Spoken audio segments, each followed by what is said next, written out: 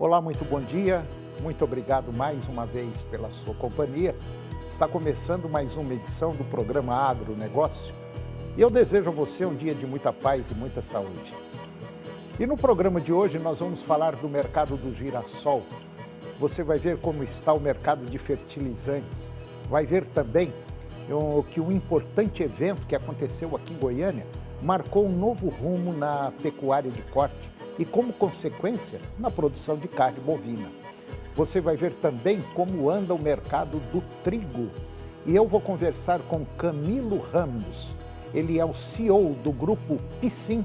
E nós vamos falar de tecnologia, propósito e o novo jeito de lidar no agronegócio. O programa Agronegócio já está no ar.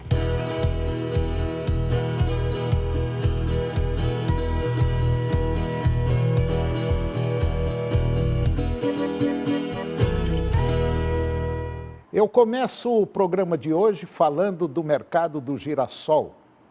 E, segundo o 11º levantamento da Conab 24-25, a safra brasileira alcançou 99.300 toneladas de grãos, cultivadas em basicamente 62 mil hectares, com produtividade média de 1.602 quilos por hectare.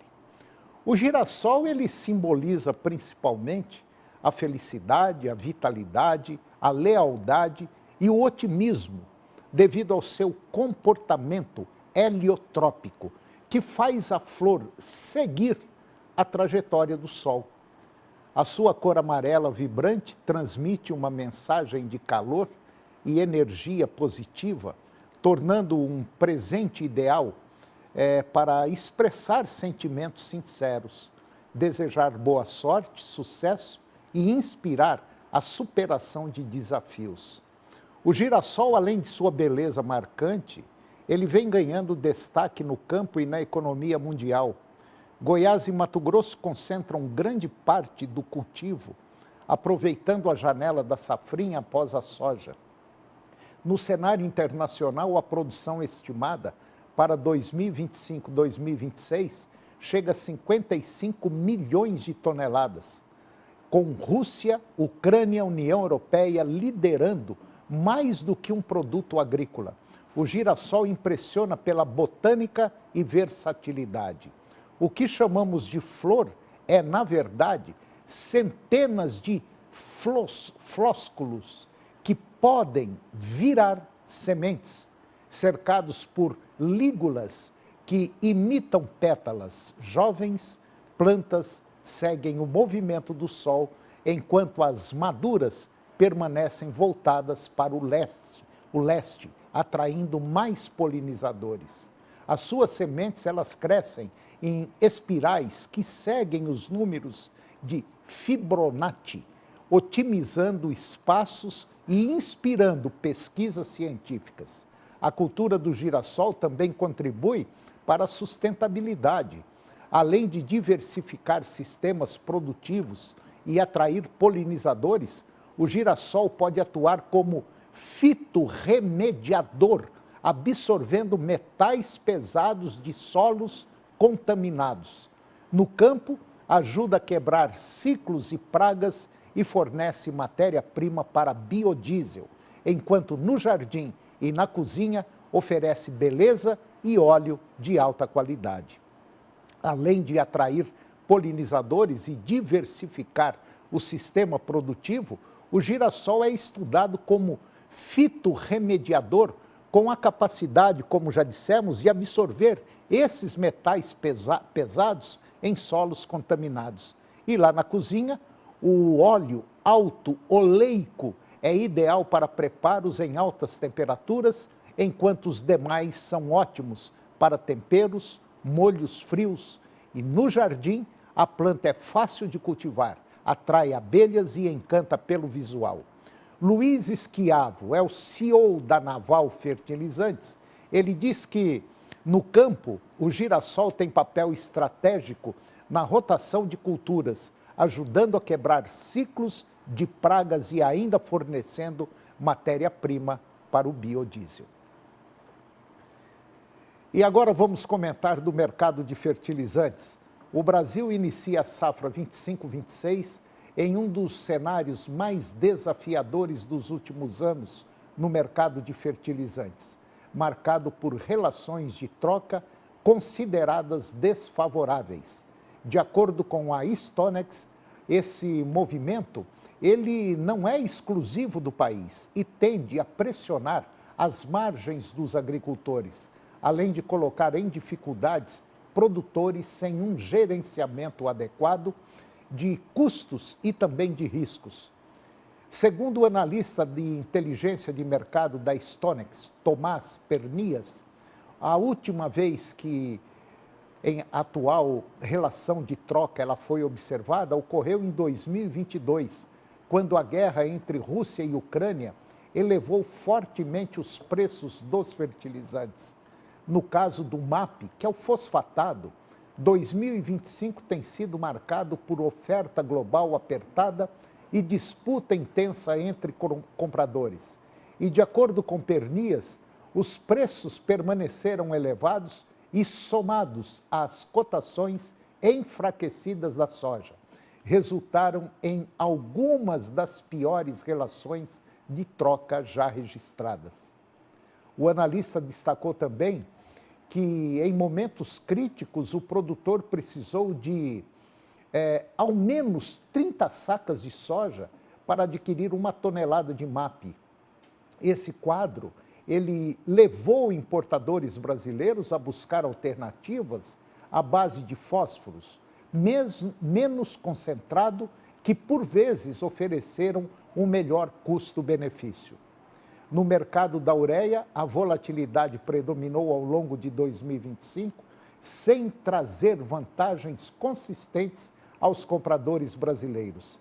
As restrições de exportação impostas pela China, grande fornecedora mundial, reduziram a oferta, enquanto a Índia manteve as compras ativas em função das monções favoráveis às aplicações de fertilizantes, o que sustentou os preços internacionais nos últimos dias e surgiram sinais de alívio. A China anunciou a retomada parcial das exportações de fosfatados e a demanda internacional mostrou resistência a preços mais altos, gerando quedas recentes nas cotações. Segundo a Stonex, ainda assim, como parte importante das compras brasileiras para a próxima safra, já foi concluída. Os custos elevados registrados ao longo do ano deverão ser absorvidos pelo setor na temporada que inicia agora em breve. E você vai ver agora que o importante evento que aconteceu em Goiânia marcou um novo rumo na pecuária de corte e, como consequência, na produção de carne. Confira.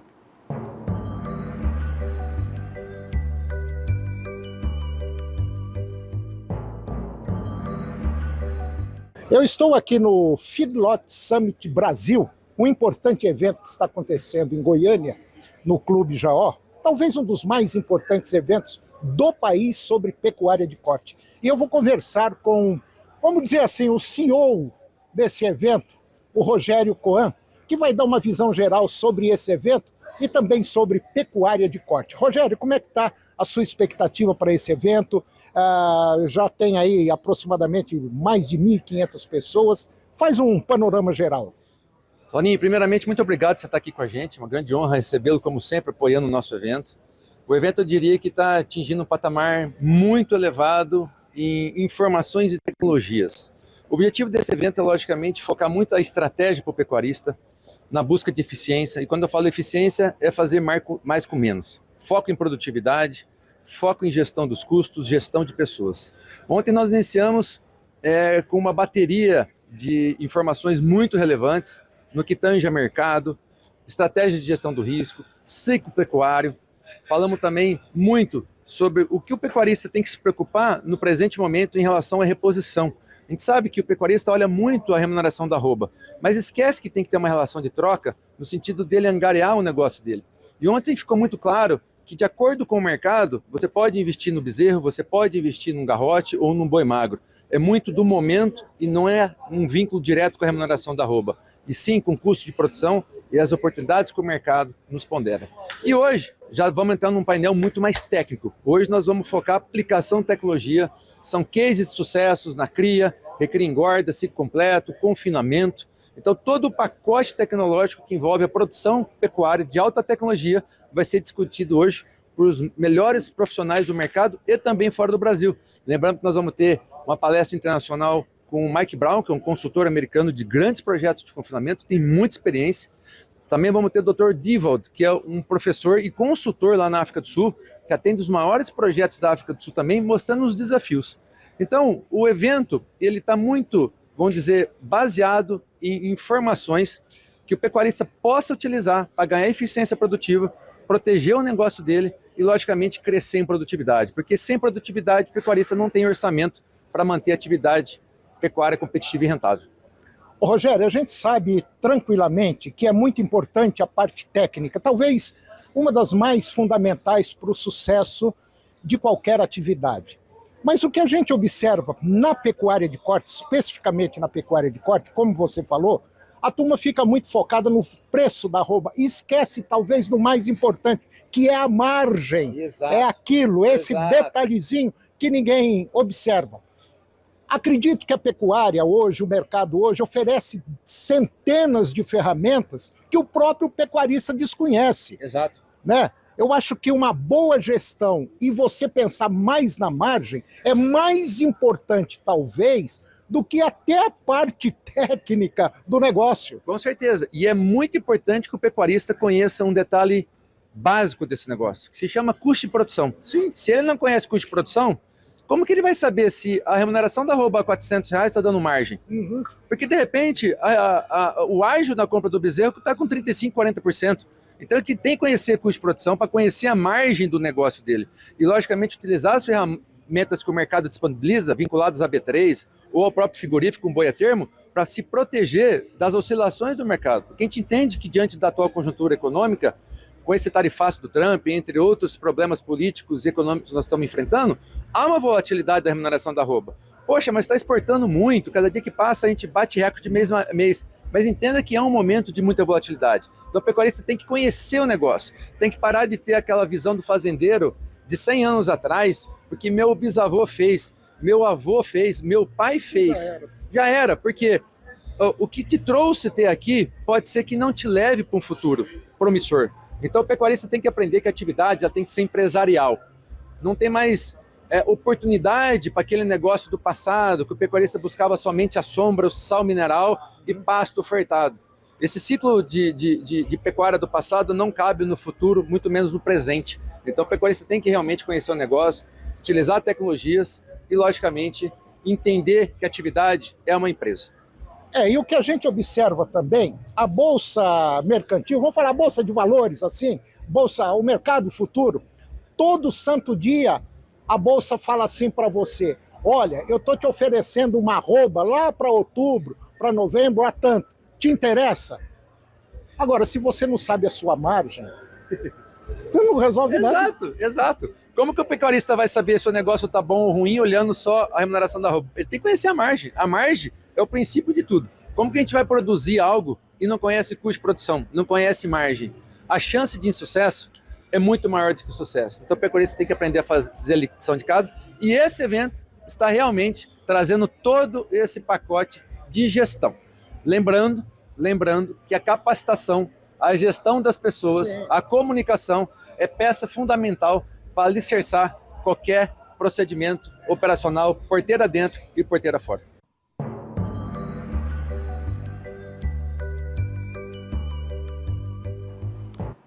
E depois do intervalo eu vou conversar com Camilo Ramos, ele é o CEO do Grupo Piscin, e nós vamos falar de tecnologia, propósito, que é um novo jeito de liderar o agronegócio. Nós voltamos já, é um minuto só.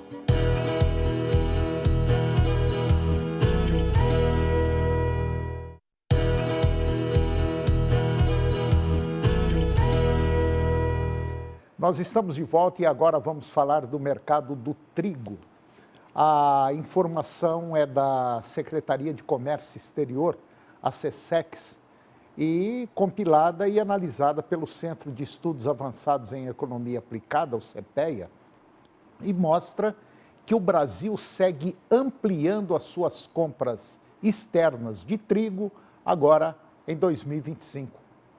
Entre janeiro e agosto, o Brasil importou 4.680.000 toneladas do cereal, volume 2,7% superior ao registrado no mesmo período do ano passado. Mesmo com uma queda expressiva em agosto, uma queda aí de 20% a menos que em julho e 9,5% abaixo de agosto do ano passado, o volume acumulado no ano é maior desde 2007, enquanto as importações somaram 493.000 toneladas. E nos últimos 12 meses, de setembro de 2024 a agosto de 2025, o total importado chegou a 6,7 milhões de toneladas, um aumento de 13,5% em relação ao mesmo intervalo do ano passado. Segundo pesquisadores do CEPEA, a principal explicação para esse movimento é a maior competitividade do trigo no mercado internacional, com os preços externos mais baixos, especialmente dos nossos vizinhos sul-americanos. As moageiras brasileiras encontraram uma oportunidade para reforçar seus estoques e custos mais acessíveis. O aumento das importações pode aliviar a pressão sobre o abastecimento interno, mas também levanta sinal de alerta para a competitividade do trigo nacional.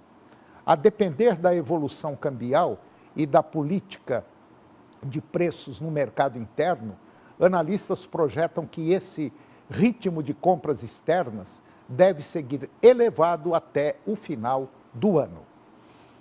E agora eu vou conversar com Camilo Ramos, ele é o CEO do Grupo Psim, e nós vamos falar de tecnologias, propósitos e também um novo jeito de liderar no agronegócio. Camilo Ramos, muito bom dia, muito obrigado pela sua presença, é um prazer tê-lo aqui, tudo bem? Oi, Antônio, bom dia, prazer é todo meu de estar aqui falando com você e com o seu público aí do campo, nossos amigos e amigas do campo aí.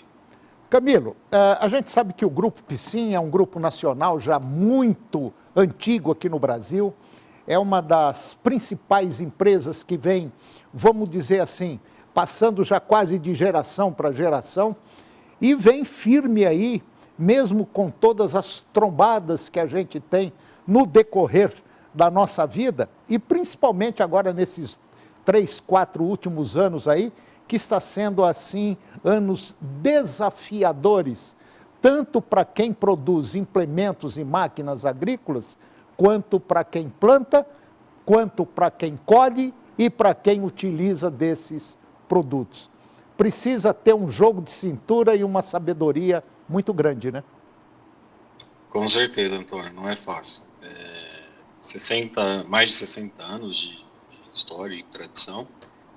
E agora, recentemente, com desafios bem grandes aí que a gente tem vivido no nosso setor, aí no segmento, né? No agro como um todo, não só na produção de implemento, mas também na produção de tecnologia. E o que eu tenho dito também, os desafios relacionados à liderança, né? Não é só o desafio que a gente costuma falar aí de mercado, de guerra de preço e tarifa, não é só isso. O produtor, ele enfrenta ali também, assim como a indústria que está por trás do produtor ali, os desafios relacionados à liderança também, como se manter atualizado no quesito liderança, propósito, tecnologia. E não é fácil da gente conduzir esse processo todo, porque por trás de uma grande empresa como a de vocês, por exemplo, que já tem aí seus 50, 60 anos de estrada, tem também um grupo muito grande de colaboradores que dependem de vocês. Então, às vezes, existem certos momentos que a gente fala, não, vamos trancar as portas, que é muito melhor, mas aí vem aquele ímpeto de manter a coisa viva, de manter os funcionários na empresa. É muito difícil a gente coordenar tudo isso nos dias de hoje, né? Sim, com certeza, Antônio. A gente vive isso aqui nos dois sentidos. Tanto, como você bem disse, com os nossos colaboradores. Diariamente nós temos que recorrer ao passado, à história. Uma empresa que tem mais de 60 anos, ela tem muita coisa boa que ela acertou no passado e que a gente tem que preservar aqui, relacionada à história, à cultura, à vontade, ao desejo, a propósito, mas vivendo em tempos diferentes, né? A política, a economia, o mundo, as pessoas, as gerações vão se atualizando. Na medida que os processos precisam atualizar por conta da burocracia. Então, esse é um lado que a gente vive aqui diariamente. E, por outro lado, a gente está oferecendo solução, criando, desenvolvendo solução para o produtor. Então, a gente tem que se projetar no lugar dele para entender essas dores também e saber como que a gente vai poder, de alguma forma, criar algo para que possa... o objetivo, no fim, é sempre o final, o campo. O que a gente pode fazer para melhorar lá, né?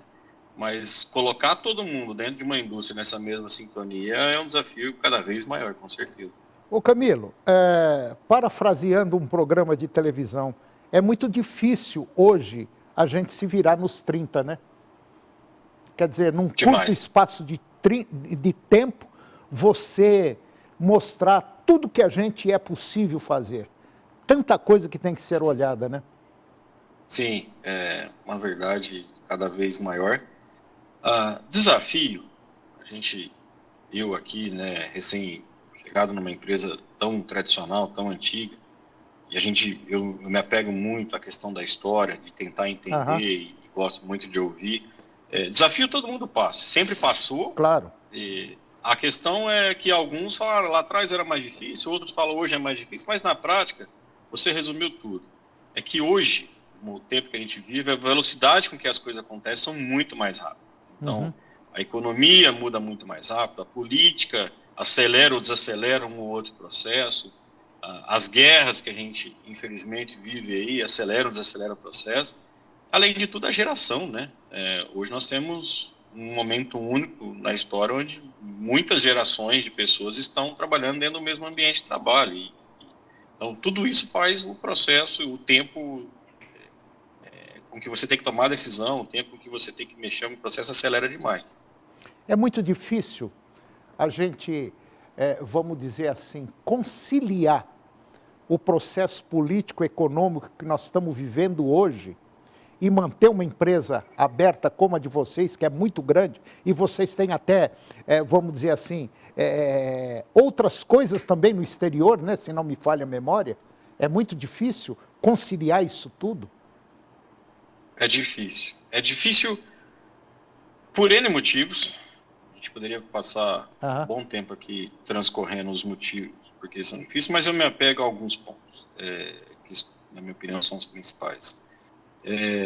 A política vai passar, as tecnologias vão evoluir, as pessoas vão passando, novas gerações vão chegando, e a dificuldade está sempre em você não perder o foco daquilo que interessa, né? Então, é muito comum a gente ver, em alguns momentos, uma empresa como a nossa lançando um produto ou uma tecnologia, e para nós hoje, com a velocidade que a gente tem acesso a dados, a informação, é muito fácil a gente perder o foco e falar, essa tecnologia, ela vai revolucionar, essa pessoa que veio aqui, que tem um pensamento diferente, ela vai revolucionar, mas no fundo, a gente não pode perder o interesse principal, que é o que eu entrego lá na ponta. A tecnologia, ela está sendo o meio, ou ela está sendo o fim? Porque se eu pensar nela como fim, está errado, né? A tecnologia tem que trabalhar junto com aquele produtor, aquele agrônomo que tem o conhecimento das antigas lá, e a gente não pode ignorar isso, né? Então a gente tem que colocar tudo no mesmo ambiente. Esse é um ponto que é muito fácil da gente se perder aqui como indústria, e tem que estar atento a isso. É aquela velha história do retrovisor. A gente vai indo para frente, mas de vez em quando tem que olhar bem para trás para saber o que a gente vai fazer lá na frente. É mais ou menos por aí. Eu sei que não... É bem por aí. É bem por aí, não é muito fácil não, viu? Camilo, A gente tem, infelizmente, tem um tempo curto, mas pelo menos assim dá para a gente ter uma noção exata do que vocês passam e tantas outras empresas passam e também tanto o setor produtivo como de vocês de máquinas, como aquele que produz alimentos e nós aqui no meio tentando sobreviver. Mas vamos com fé, vamos com foco que a gente vai chegar lá. Um grande abraço, muito obrigado, Camilo, sucesso aí para vocês e o que precisar nós estamos aqui de portas abertas, ok? Muito obrigado e um abraço. Maravilha, então. Muito obrigado, grande abraço. Falou. E o programa de hoje chegou ao fim. E eu termino o nosso programa com a seguinte frase: intenção sem ação é ilusão. Ouse fazer e o poder lhe será dado. Muito obrigado pela sua companhia, que Deus nos abençoe e até o próximo programa.